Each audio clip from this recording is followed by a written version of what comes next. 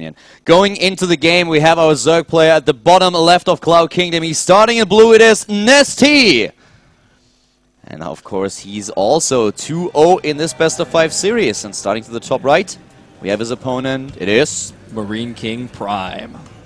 Yeah. We're getting the Street Fighter voice vibe. Yeah, just, I like, you actually gestured to me, but I felt like I was going to say it even before you did that. It was a little bit odd. We were on the same page there. It's fate. Yeah, that's what Trevelyan said too. Well, at this point, what is Marine King going to do?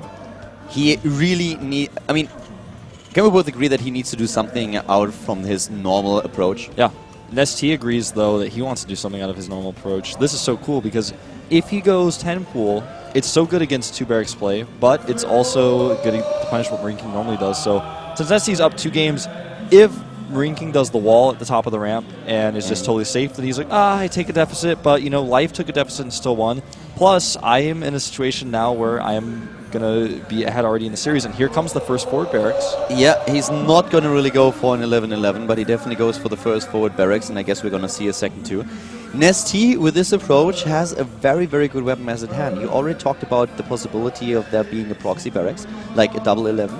And if that's the case, with the 10 pool, you are in a really good position. So now we have still the forward barracks by Marine King. It's a little bit more passive than the all-inish approach that you have with an 11-11. But you can still execute a lot of pressure. So Nesty is going to find out what's going on here. And then we'll see how he's going to adapt with his build. Because so far, he just started to produce Zerglings. He will start with the Queen very soon. We will see probably 8 Lings in total. And Marine King, how is he going to deal with it? Well, you know, he's got the production facilities, and Nesty sees this now. He sees the 2 barracks. And what Nesty could do is try to hide his Lings and then catch the Marines if they try to move out and kill them, and then try to do some damage. Otherwise, he can run around the other side and just try to avoid them entirely and get into the main base. Problem is, that's counting on Marine King having a late wall, and that's something that might not happen. Marine King, will he see the Lings? No, he just barely misses them. He's going to know by the time he gets in the base, but it's going to be a little bit late at that point, and he's moving out with his Marines. Yeah, the Marines are already moving out, and he sees that there is no expansion, and now Marine King has, of course, to... Well, he has to know what's going on here. I want to see the next supply depot. I want to see the full wall, because this is the only thing that can happen. Yeah, Marine and he King goes for it. Yeah, there it is. Marine King sees what's going on. What? You don't have any expansion? Well, you must have done something with your minerals, so you have an early pool. But here's the problem, man. He can't produce Marines right now. He's stuck. Every Marine he produces gets killed unless Nesty messes up his micro a little bit in that case. But he sees the wall. He could have just camped those barracks and forced Marine King to lift, which would have stifled his production quite a bit. But instead, now he's doing something really interesting. He's making a hatchery and more Lings. So he really wants to fight these Marines head on and keep the pressure on so that Marine King can't make a command center on the low ground. So with how that started, let's have a quick look at the situation in the game. Right now, Marine King has a decent position with this economy. He is at 15 harvesters, has the orbital command, can go with this with 1 mule against 11, now 12 harvesters. The command center has now been started, but Nesty is a bit ahead with this expansion. So currently, Marine King with the economy lead will get the command center and is moving out trying to apply pressure. We have a few Zerglings on the map, but it's only 5 now. So, yeah, they're trying to get in there, but if Marine King with those 4 guys is able to get in, he could actually take down he could do a lot here. He could definitely do a lot. And this is what he goes for here. The Queen, of course, will help him out. He could try to avoid it. This is actually really interesting because depending on how this fight goes, several different things could happen. Now, Marine King's hesitation actually allows him to trap these Marines. Yeah, but he should be able to get rid of all those Zerglings, and he kills most of them.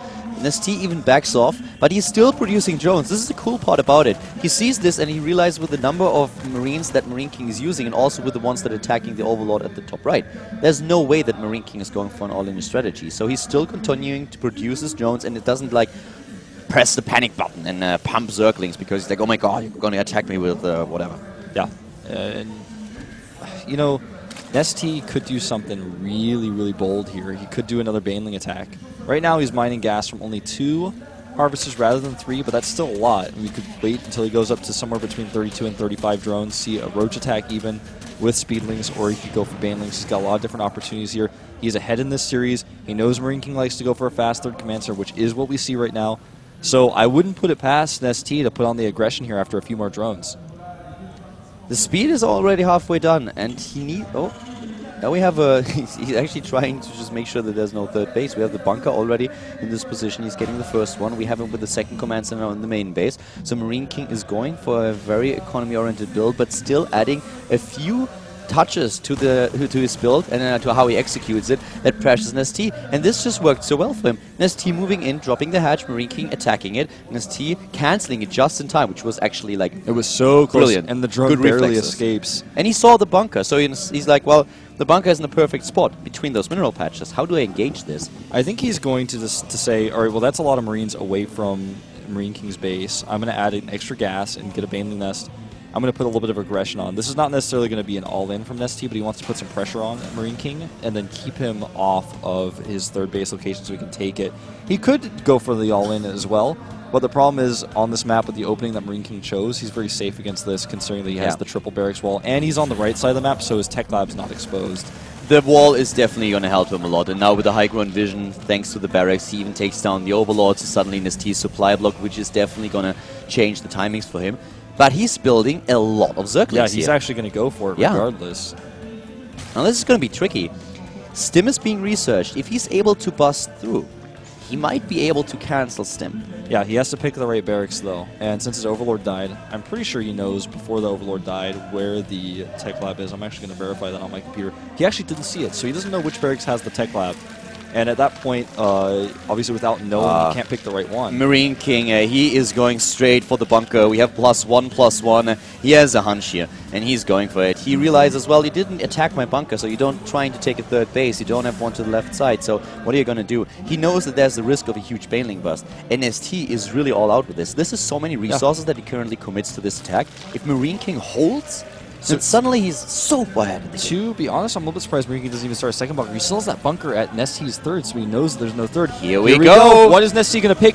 He chooses to just go through the bottom ones. There is a hole in the wall, in fact. Marine King, though, has so much DPS here, and Stim is getting ever so close to being finished. Great splitting here. This is what we know from Marine King. Wow, all those Banelings are gone, but here comes the second wave. There's and of course, we have so many Zerglings now being streamed to the top right. He left all those Marines. He went out of the bunker because he wanted those Banelings to detonate. Now we have one unit in there.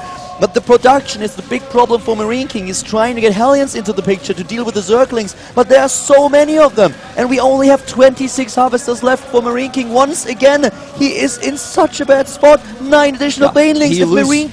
If Marine King loses those 3 supply depots at the top of the round, the game's over. Exactly, and Marine King losing this depot at the low ground, he also lost so much production.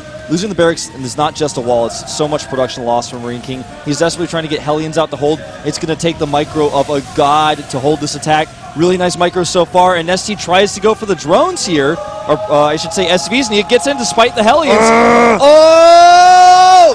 And he gets them.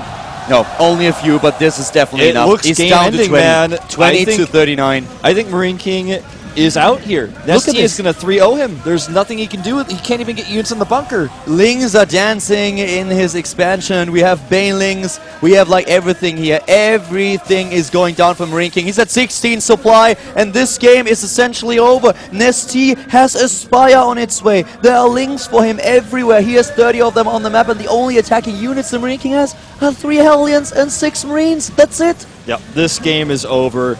Marine King desperately trying to repair his bunker here to hold. He will stabilize, but the next wave comes in, and ST is going for Spire Tech. Thing is, I don't think he can actually kill Marine King with this next wave of units, but with the Mutalisks, he absolutely can.